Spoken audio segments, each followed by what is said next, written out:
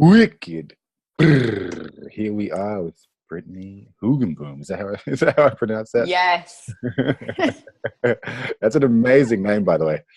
Everybody has something to say about it. It's my married name. My maiden name is actually Safransky, not that it's any That's pretty dope too. different. That's pretty dope too. What's the where's it come from? What's the history? Hoogenboom is Dutch. Sounds like Safransky is Polish. Okay, European as.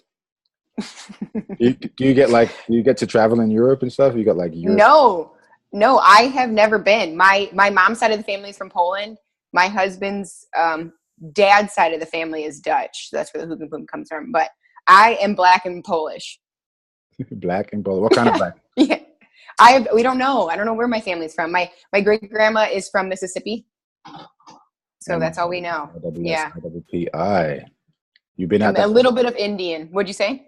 Like as in like First Nations Indian?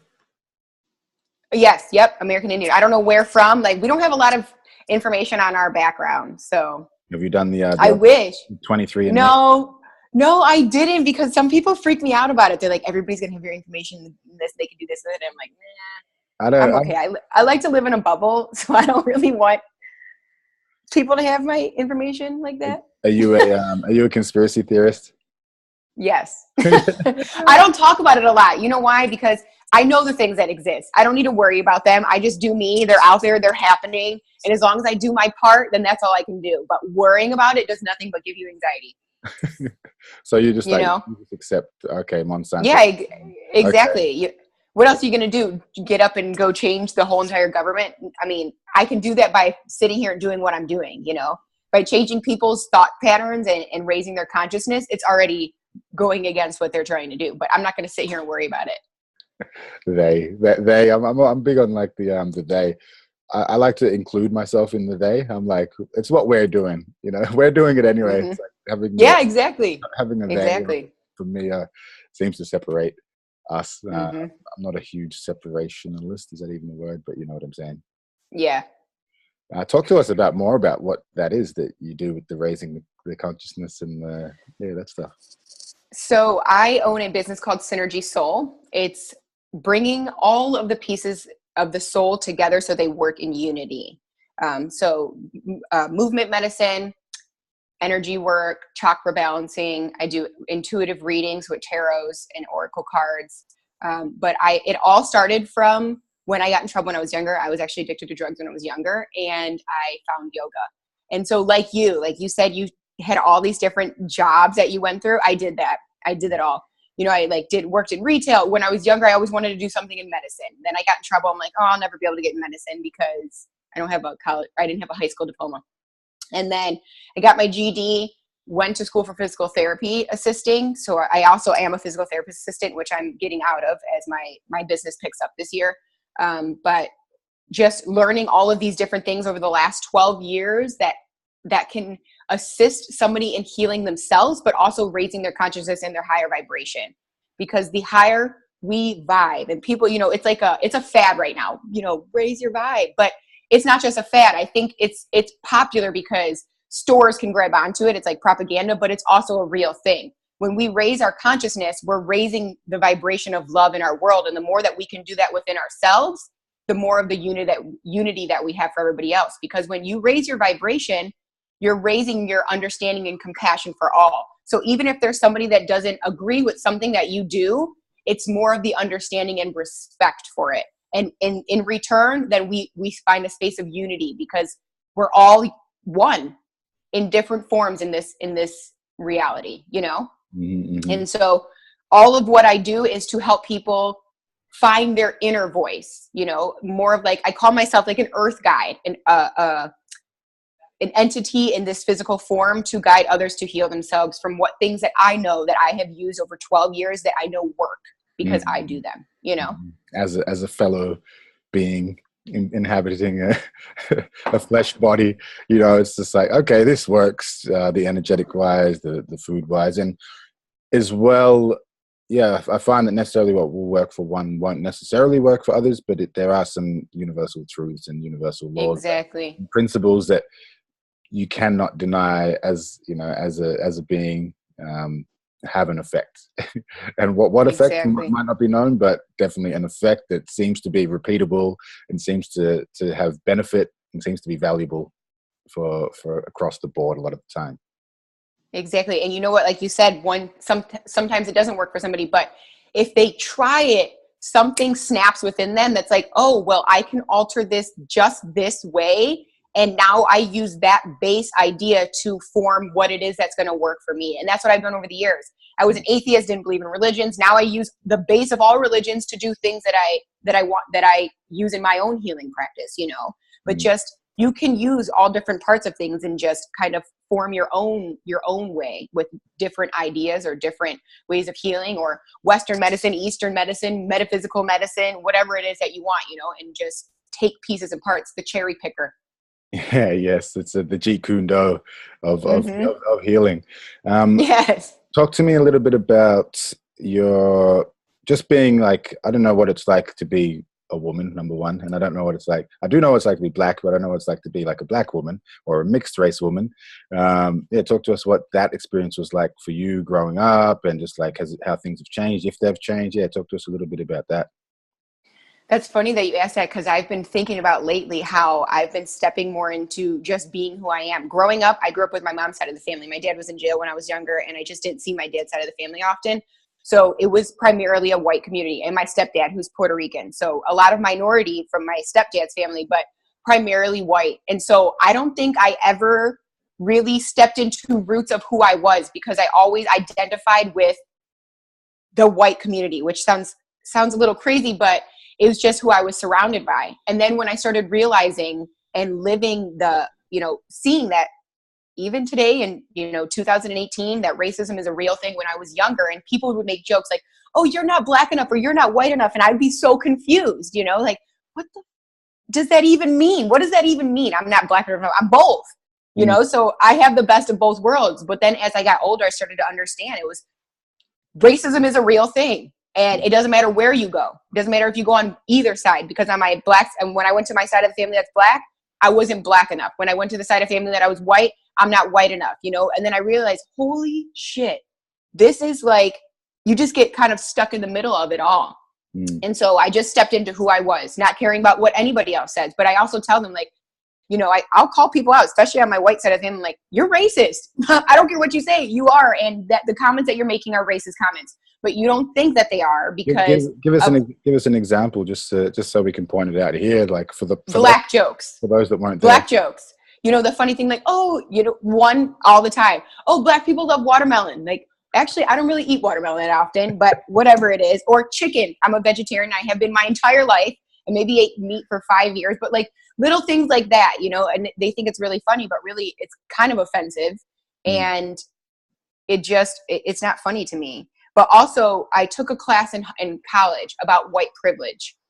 And when the lady who taught it was a white privileged woman, but she said, I see this, and I wanted to make it known, because I don't think as a white person that we know that we're privileged. And when it was put in perspective of data and different things, then it was like, wow, it really, really hit me. I think I was maybe 18, but it really hit me that there is such thing as white privilege, but my whole entire life, I lived part of it until I started getting older. I was in school for physical therapy assisting, and I had a patient, and I remember that patient told me to my face that he didn't like black people. He disowned his daughter for marrying a black man, but still worked with me, but he also had dementia. But the whole point is that you don't notice those things until you actually bring your awareness to them. You know what I mean? Because I lived so naive to it because of where I grew up. Now, today, I take stance in more of being the minority of who I am, because there's a strong space in being this minority of being black and being white. That voice for everybody. We had something going on here with Tamara Rice. It's when that we had I think it was like national news when the police shot that 8-year-old boy because he had a fake gun that was spray painted black. My husband is white and my dad is black. And I made a post. I remember saying, like, my husband works on the east side where the community is primarily black. And my dad lived in a community that was primarily white. And so during that time, because of all the nonsense that was going on, I was freaked out. Like, something can happen to either of them right now, because it's like riots everywhere. And so I told somebody, you know, I wrote this whole post about, you know, I wake up wondering if my husband's going to come home right now, because he works in this community where right now everybody hates white people or black people. And then my dad lives in a community where everybody right now hates black people. So it's back and forth. And I got a lot of shit for it. Oh, you're going to take their side. Oh, you're going to take their side. I said, you know what? I'm neutral. I'm like the gray Jedi. I stand up for all people, because when you strip down my skin, I have bones, and so do you. And so that's where I stand right now, especially with being a mixed person, that I'm not going to choose a side. I don't need to choose a side. I'm choosing who I am, and who I am is for all the people, whether you're black, white, Asian, whatever it is, you know, Puerto Rican, Dominican, whatever you are, I am standing for you and what you stand for, because I am a person. Human being. Yeah, it's I'd call it personally the purple Jedi, like the blue and the okay, I like that. I like purple. Yes, that's one of my favorite colors, actually, so I'll take purple. But I hear what you're saying. No, that's totally right. And in terms of the woman thing, do you find that your opportunities are like diminished or anything, or it's just like you still have the same kind of treatment that your male counterparts have? Or yes, you know why? Because I don't take bullshit. So if you're gonna try to treat me any less, then no, I'm not gonna fuck around with that. Not at all. Not for 1 second. You know, I've always been that person where I'm like, I'll put my foot down, or I'll just leave. I don't care. I don't have to be here. I have a choice, you know, so I won't take any shit like that. And actually, I've never in the experience of a job, like even when I worked at Target, I was younger. I was about 17 years old. I worked my way up in 6 months to be a manager. Even my bosses, who were men, like listened to me, took direction from me, because I just have that assertive, like, no. Don't mess with me. Yeah, not at all. You don't want to. When I was younger, you didn't want to. Now I'm a lot. I'm gonna put this video on. I'll see how long it goes for, but I'm gonna see if this can. If you might have seen it. Line up, everybody! Line up. We're about to race.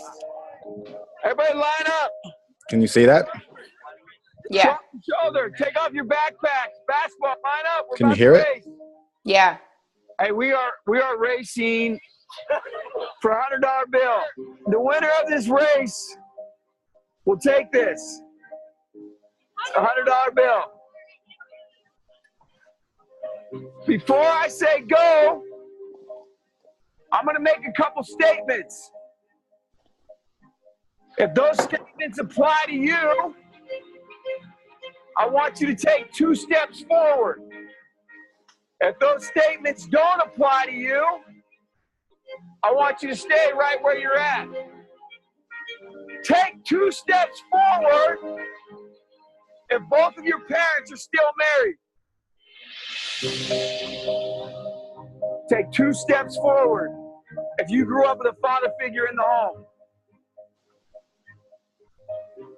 Take 2 steps forward if you had access to a private education. Take 2 steps forward if you had access to a free tutor growing up. Take 2 steps forward if you've never had to worry about your cell phone being shut off.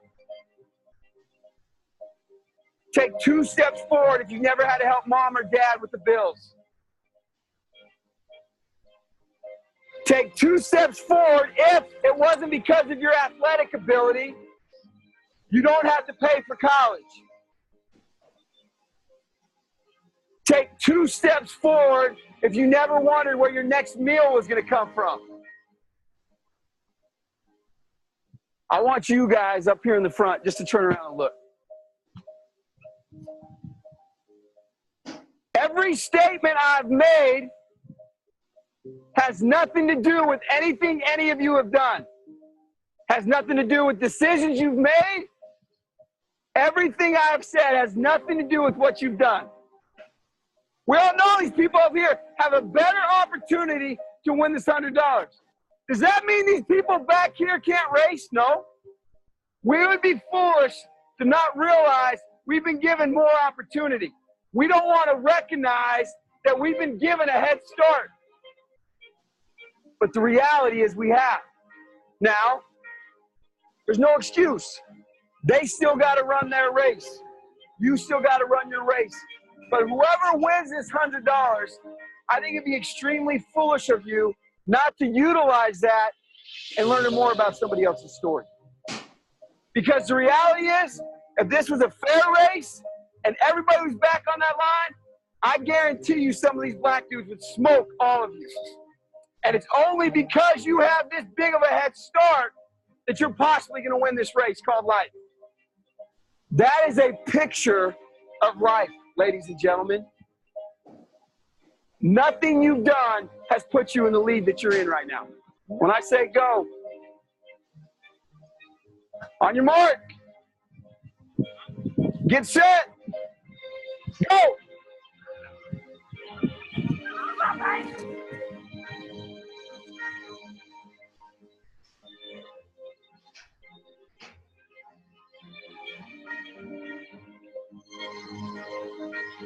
If you didn't learn anything from this activity, you're a fool.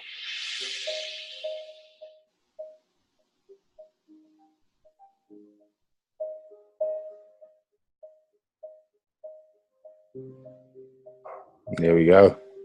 On that. That was, it brought tears to my eyes. Oh man, yeah, that's definitely truth. There you go. It's a real thing, right? Yeah, it is. It is. It definitely is. But we also have to make the choice to. I say this to a lot of people too, that because where I grew up, my mom was on welfare. And even though she was white, but I grew up with my stepdad, who's a minority also. And we moved like 14 times. And even as my mom grew up a privileged person, I wasn't as privileged as she was when I was younger. And the reason why I was because of my grandparents. But I tell people too, and when I got in trouble, I went back to the juvenile detention center and spoke to a room full of young black men and said, we have the choice. Even though we weren't given these choices, we have the choice now to rise above what we were given. We have to make that choice. Just because we're here, we have to do a little extra work to get where we want to go, then we have to do the extra work. And I tell my clients that, that's one thing that keeps me driven, that my neighbors over here grew up. I live in a very nice community now. We moved here about 2 years ago. My neighbors over here grew up with spoons, silver spoons in their mouth, And so financially they have more money than I do. But you know what I said to somebody? I said, I'm not going to let that stop me. If I want something, it doesn't matter what hurdles that I have to overtake just because I wasn't born with it. And so what if I have to do 25 extra things just to get to what I want? And they only had to do 2. That's still not going to stop me.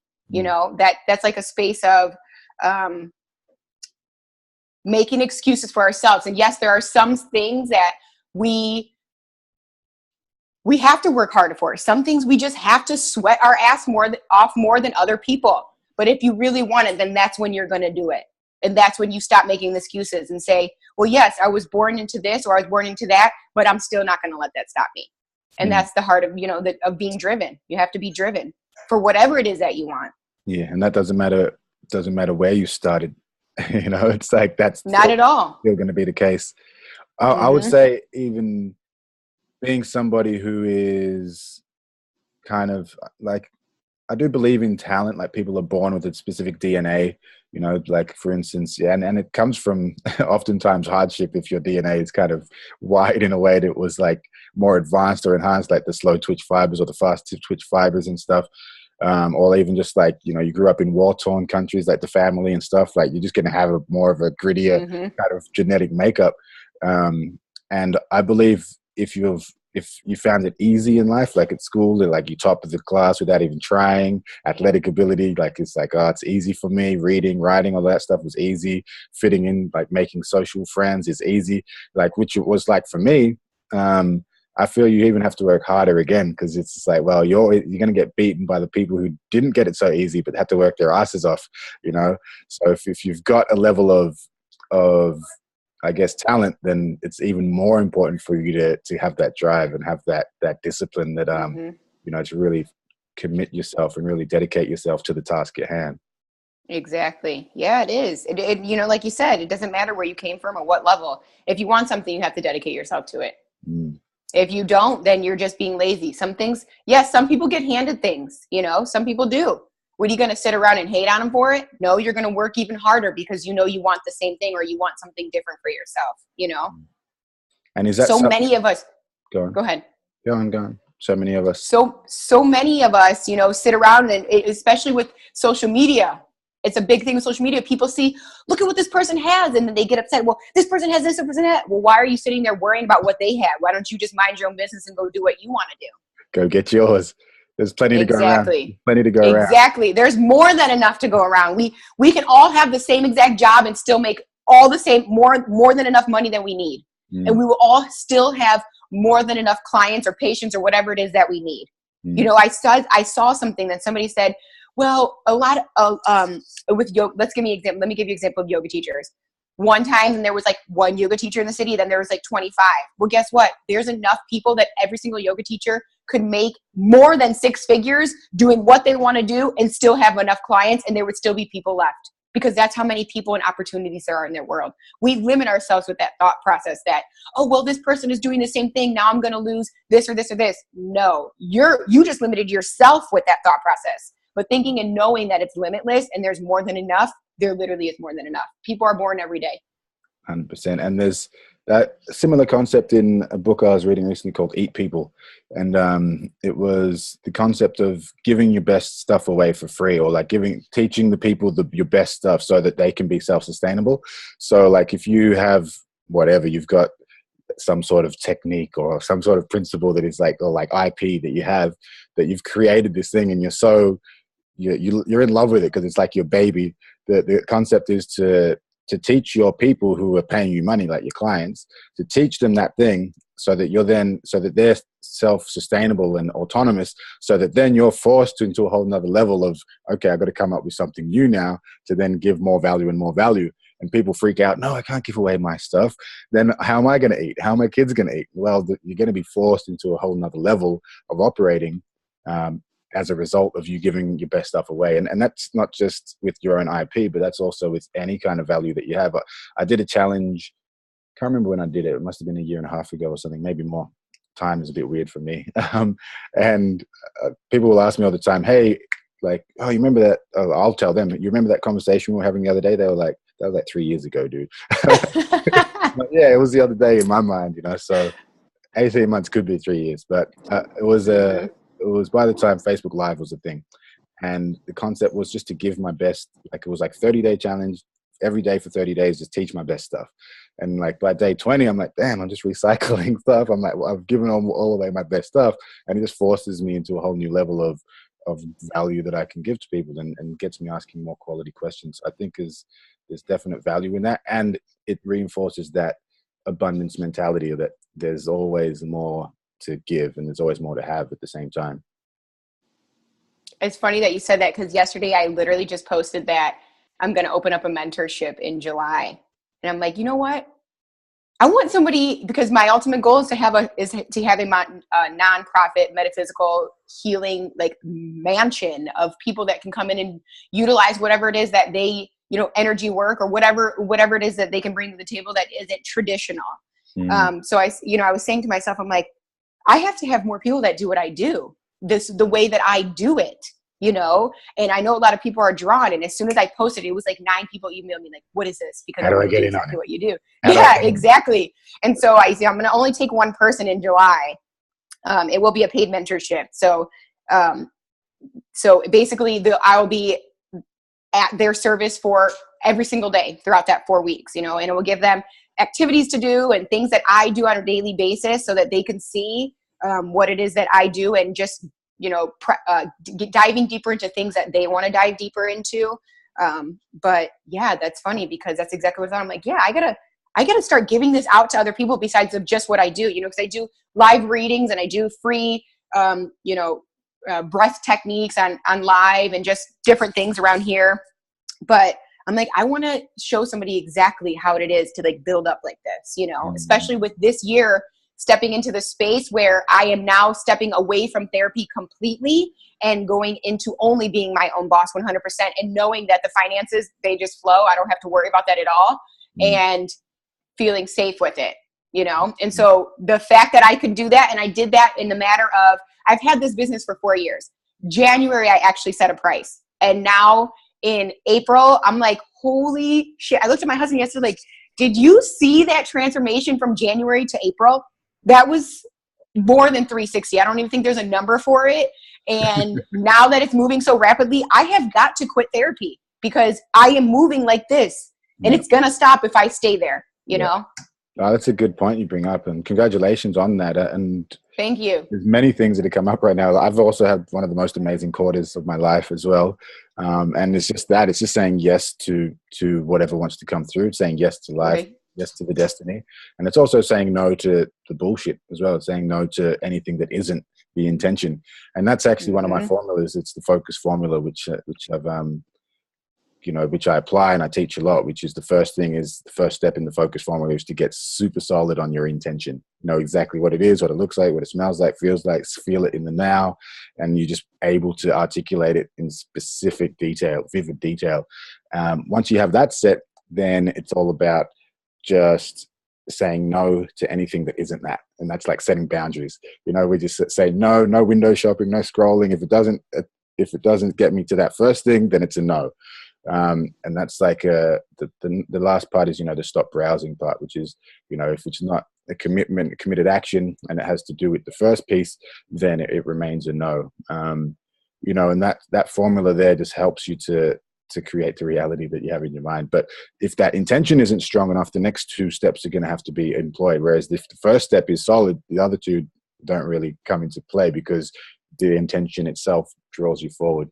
It's essentially like intention, attention, and then knowing what to do, like the actual action steps. And yeah, it's interesting that you say that because this start of this year has been exactly that. I've gotten super clear on what it is that my mission is, what my vision is, and that just draws you forward, and it's so empowering. So in that, I'm curious to know what your vision is, and tell me more about this mansion and the vision going forward for you.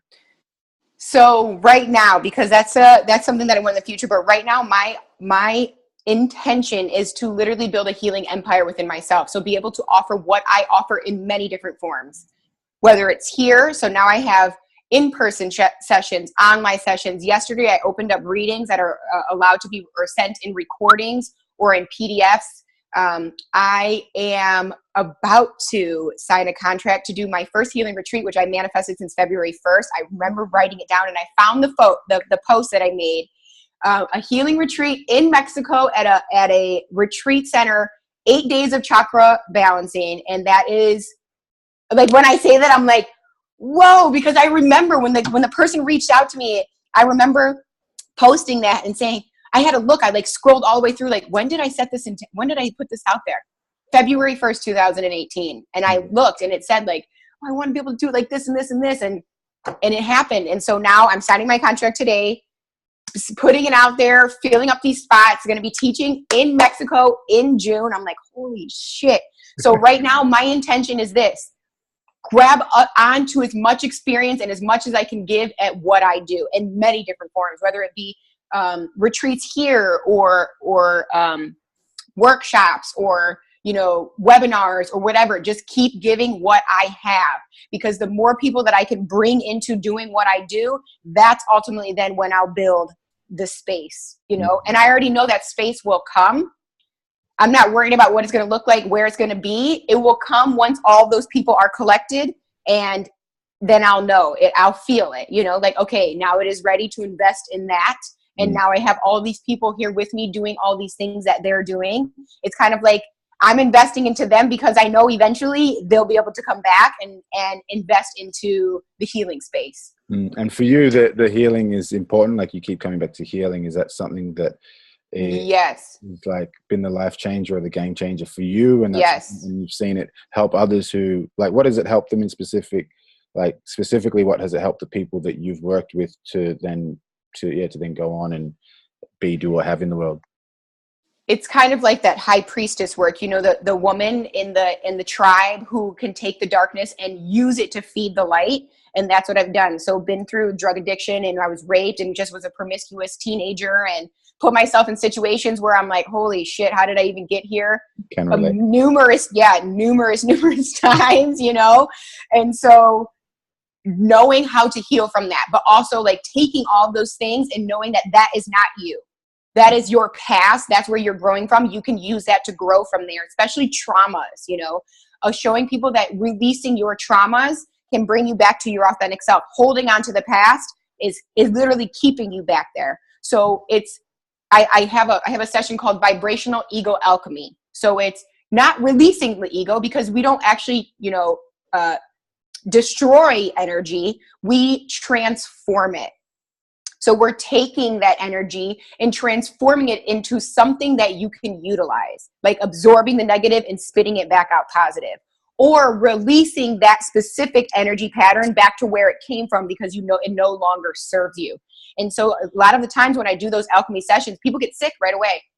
I did it myself. When I would do them on myself for years, I would like get the flu, or one time I remember specifically, I was doing something for feminine energy, releasing from the sacral chakra and its sexual traumas.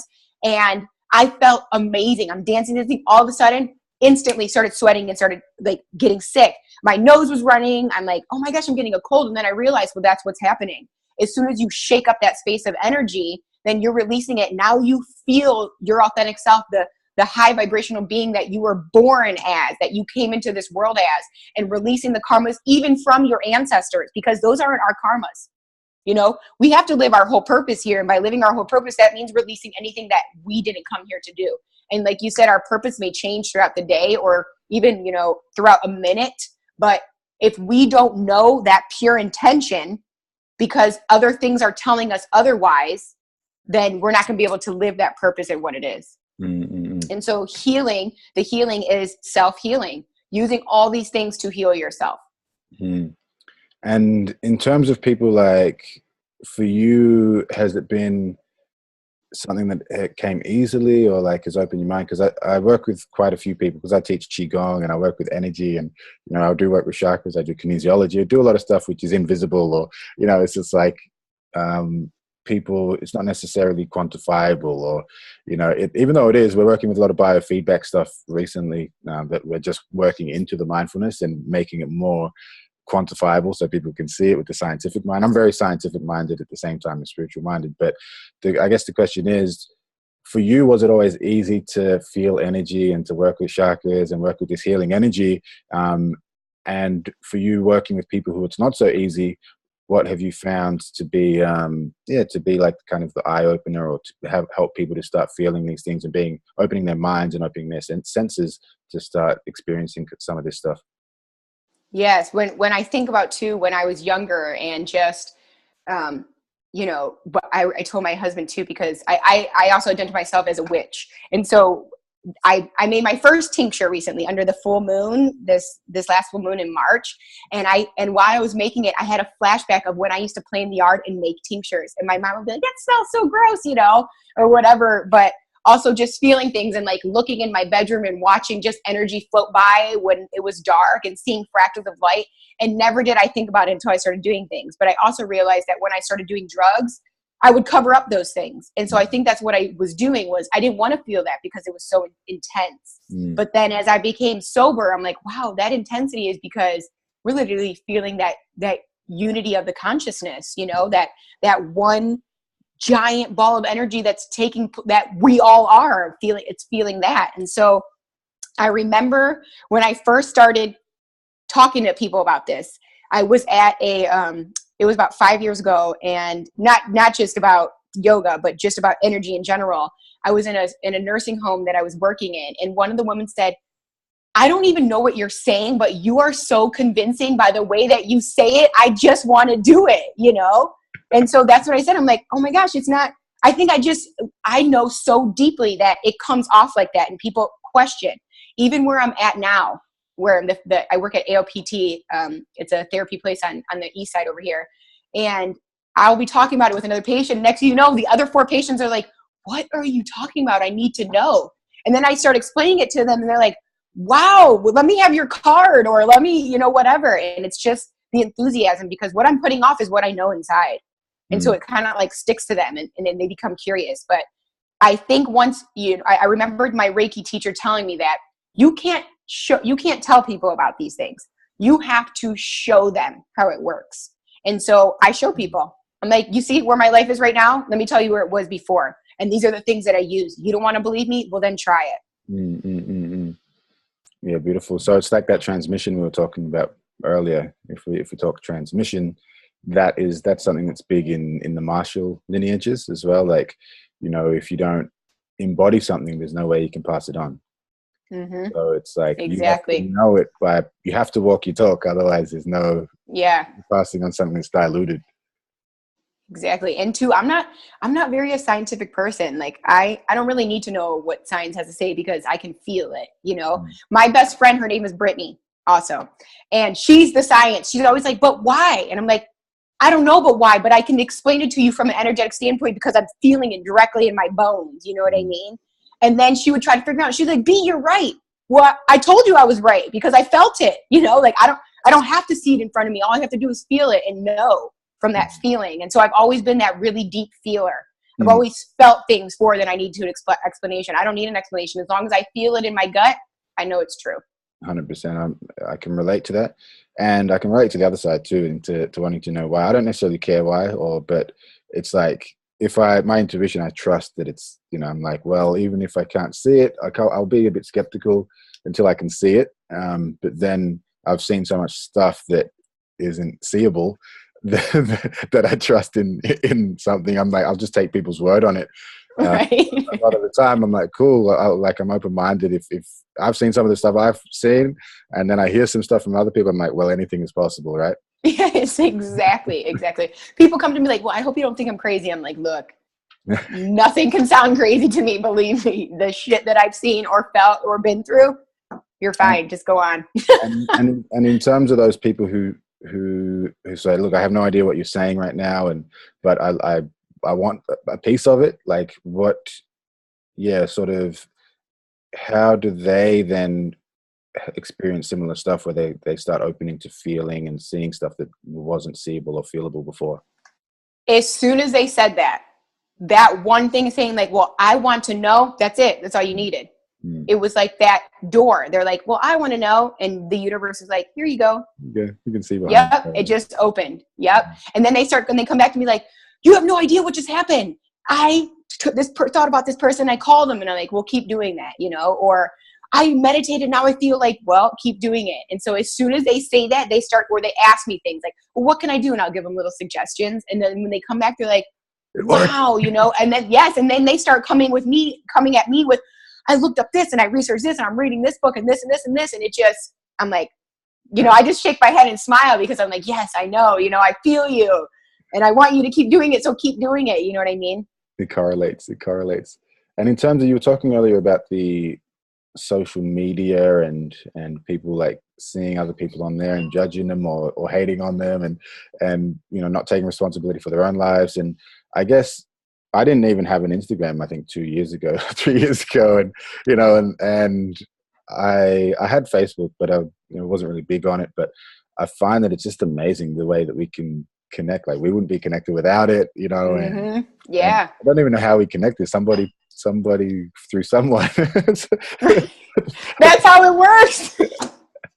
And somehow, and then now here we are. But in terms of you like building a following, I noticed that you're quite thorough with your posts and you interact and you engage. Like your captioning on your posts are quite lengthy and you have some value to share with people, and you have quite a lot of posts on there in terms of utilizing it as not a distraction and not a browsing and not a scrolling thing, but as something to give value to people. Like, what are some things that have worked for you in terms of like building your following and interacting with your following and giving value to them? Because I know a lot of people can find it as a distraction or find it as something that's depressing because they look, oh, my life's not like that, or as a time waster, or I wish I could build my following, all of these kind of things. What's some of the things that have helped you to really make it something that is a tool as opposed to a distraction, I guess, as well? So I have done all those things. Oh, I want to build my following. Oh, I want to do this. Oh, I want it to look this certain way or that. And then I realized every time I tried one of those things, less people would read stuff. And so then I just started saying, you know what? I'm just going to post, I always try to find a photo that I think is appealing to something, because that's more what draw people into the words. Really, I don't really care what the picture looks like. I mean, other people do. So I do the photo for other people, or like a saying, because if the saying draws, if I draw to the meme or the saying, but more it's about the words. If you can draw people at least into your photo, then they're going to read the words. And that's what I care about.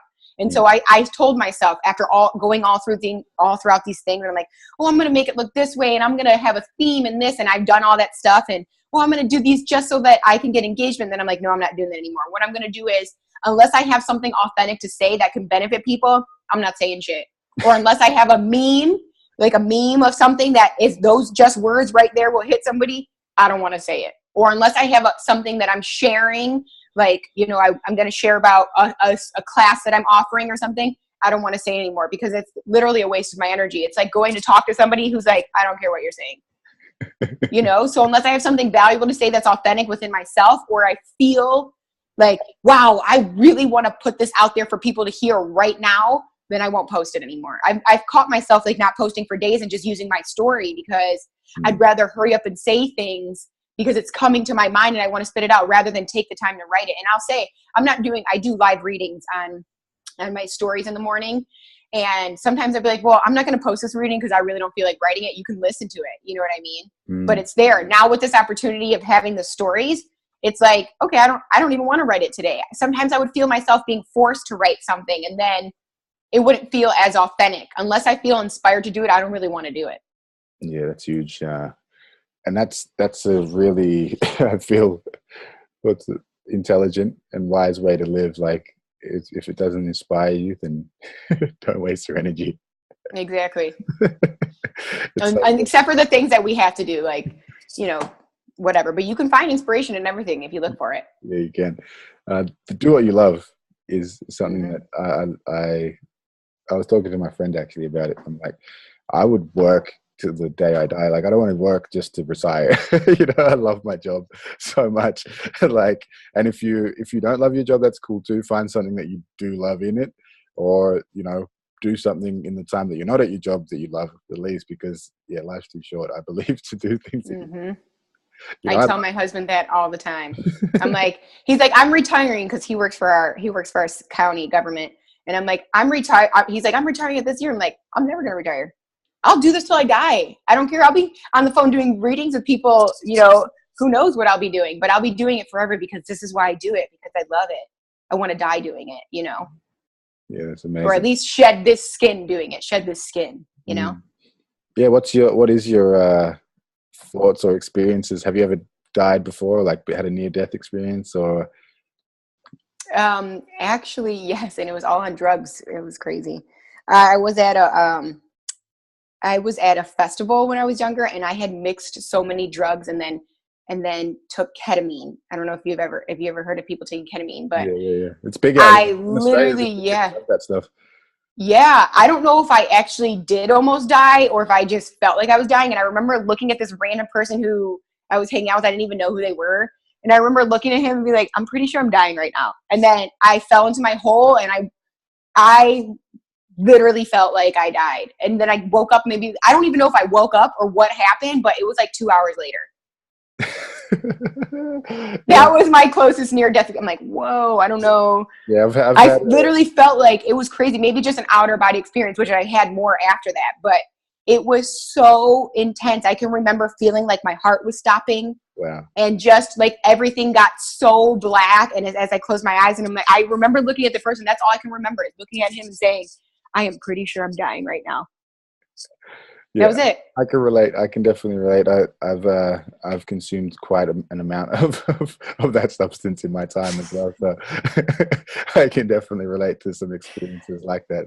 And it's for me, it's actually been, well, I don't know the right word to say. It's like enlightening in a way. Like, I know that my mind continues on, regardless of what state the body is in, and I know that for a fact. It's like, I'm here right now to tell the story.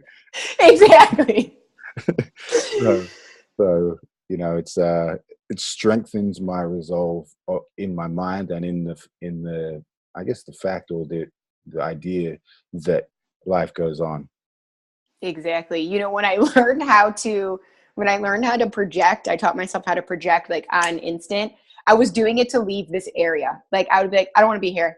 And I would just project. And then now I have to pay attention to anything that was going on because I was just doing my own thing, you know? And one time I got stuck because they know you say you're not supposed to project for so long. I got stuck for days. I was depressed. I became so depressed because I wasn't living in the present. You know, I was like projecting elsewhere. And I remember catching myself at work staring at a paper towel roll for like 30 minutes. And somebody came in like, what are you doing? And I'm like, I don't fucking know. I got to bring myself back. So as soon as I came back, I called my girlfriend, and she's one that taught me how to meet her in dreams when we were sleeping. And I called her, and she was like, you have to ask people to bring you back if they see you in their dreams. But it was intense. And then I realized, wow, you really shouldn't be projecting yourself unless you're using it for like a specific amount of time to get something and come back, you know. And going out for days is not a good thing. You don't want to go to different realities for different days because you don't feel in your body, and then your body starts dying, literally, you know. It's becomes depressed, and you get illness because your physical entity, your vibrational entity is no longer in that body. It's elsewhere, and it's just kind of living. Talk to us more about some of like your, I guess, your spiritual self-care or like your spiritual hygiene or emotional hygiene practices that you have that help you to stay healthy on all those different bodily levels. So I meditate up to 3 times a day or more. You know, I definitely take time, and I do all different forms of meditation. Silent meditation, guided meditation. Sometimes I just listen to binaural beats and breathe.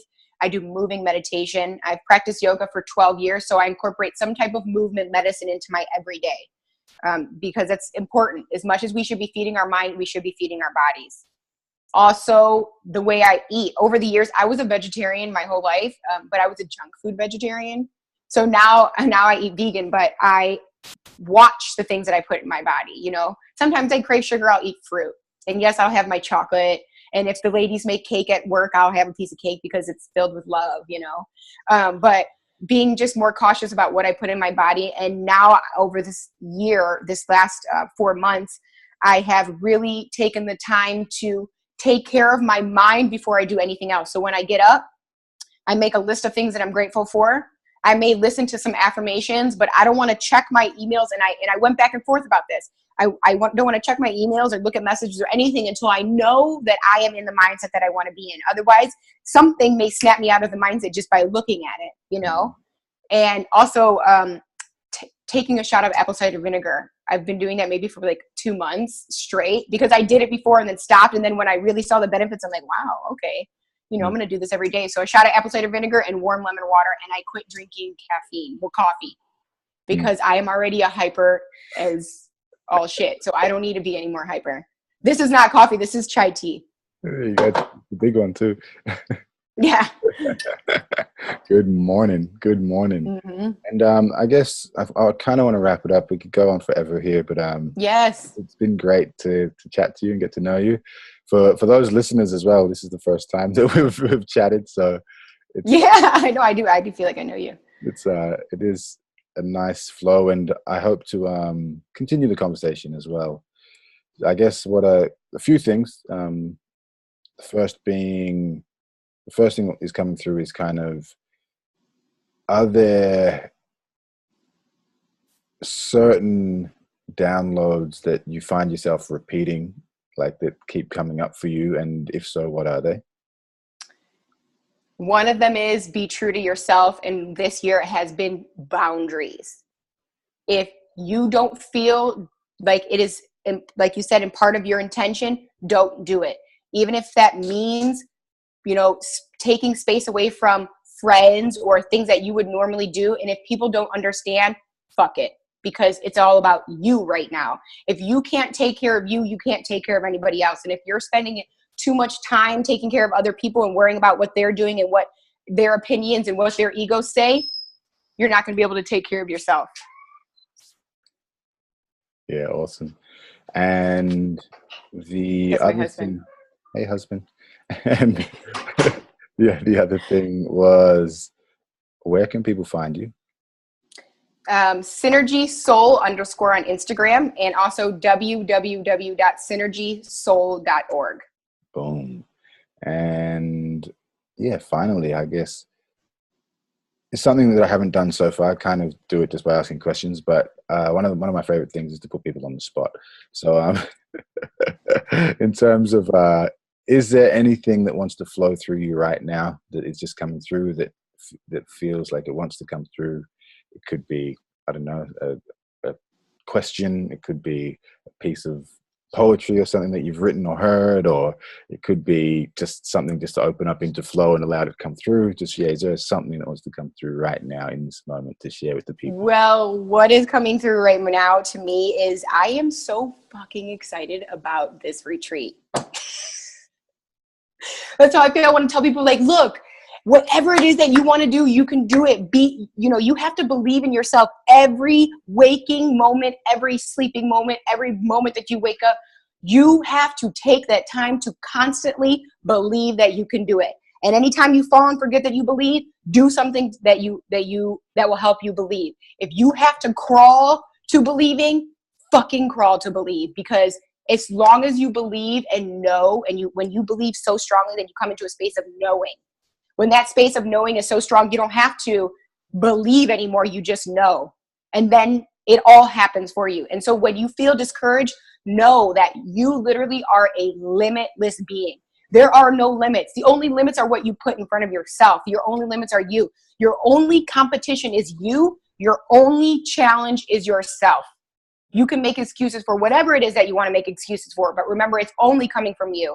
What anybody else puts on you is only another hurdle to jump to say that you jumped it, because you have that strength. Yes, Brittany Hoogenboom of Synergy Soul. It's been an absolute pleasure. Thank you so much for your time. Thank you. Thank you for reaching out to me.